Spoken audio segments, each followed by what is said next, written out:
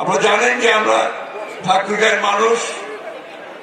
আমি আপনাদের প্রতি আমার কৃতজ্ঞতা জানাতে চাই, আমার ঋণ কথা আমি আপনাদের জানাতে চাই যে আপনারা আমাকে বরাবরই সমর্থন দিয়ে এসেছেন এবং সমর্থন দিয়ে আপনারা আমাকে আমি জায়গায় আজকে এসেছি সেই জায়গায় আসার সুযোগ করে দিয়েছেন। তো আপনাদের ঋণ আমি কোনোদিন শোধ করতে পারবো না। আপনারা শুনে নিশ্চয়ই ইতিমধ্যে শুনেছেন জামান সাহেব যে কথা বললেন, ইতিমধ্যে মেডিকেল কলেজে যে জায়গা এবং মেডিকেল কলেজ স্থাপনের জন্য প্রাথমিক যে কার্যক্রম শুরু করার জন্য একটা টিম এখানে এসে গেছে।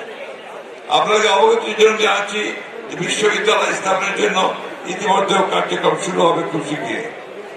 আমি আসার আগেই আমি এখানকার আমাদের ঢাকার যে সিভিল এভিয়েশন মিনিস্টার আছেন তার সঙ্গে কথা বলেছি ঠাকুরগাঁ এয়ারপোর্টকে চালু করা যায় কি তার ফিজিবিলিটি দেখার জন্য। আমরা ইপিজেড তৈরি করবার কথা বলেছিলাম, সেই লক্ষ্যে আমরা কাজ শুরু করেছি। আমাদের কিন্তু এখনো 15 দিনও পার হয়নি।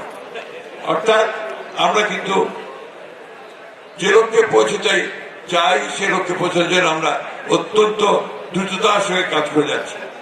আমরা ইতিমধ্যেই সবাই জানেন যা আমাদের প্রধানমন্ত্রী যখন ঠাকুরগাঁ এসেছিলেন তিনি বলেছেন কৃষকদের 10,000 টাকা কৃষি ঋণ সুদ সহ মকুব করে দেওয়া হবে। তিনি কৃষকদের 10,000 টাকার কৃষি ঋণ সুদ সহ মকুব করে দেওয়া হয়েছে, গতবারই সেটা আপনার পাশ করা হয়েছে। সুতরাং আমরা যে কথাগুলো বলেছিলাম সেই কথাগুলো বাস্তবায়িত করবার লক্ষ্যে আমরা দ্রুততার সঙ্গে এগিয়ে যাচ্ছি। আমাদের সবসময় মনে রাখতে হবে যে আমরা একটা অভ্যুত্থানের মধ্য দিয়ে, আমরা অনেক রক্তপাতের মধ্য দিয়ে আমরা একটা নতুন বাংলাদেশ সৃষ্টি করবার প্রত্যয় নিয়ে আজকে এগিয়ে চলেছি। আমাদের নেতা জনাব তারেক রহমান আমাদের সেই নেতৃত্ব দিচ্ছেন।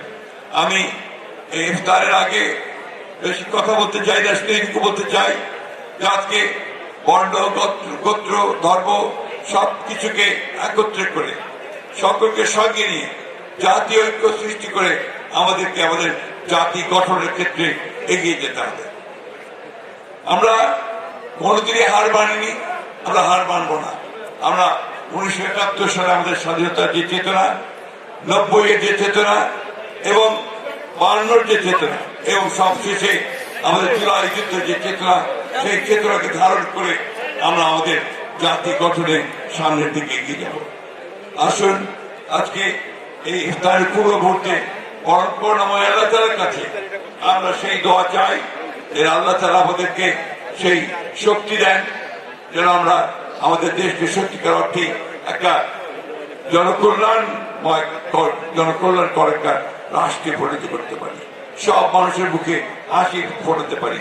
এই প্রত্যয় নিয়ে আসুন আমরা আমাদের সামনের দিকে এগিয়ে যাই। আপনাদের সকলকে অনেক ধন্যবাদ। আমাদের ইএসডিও জামান সাহেবকে তার সমস্ত কর্মী বাহিনীকে আন্তরিকভাবে ধন্যবাদ।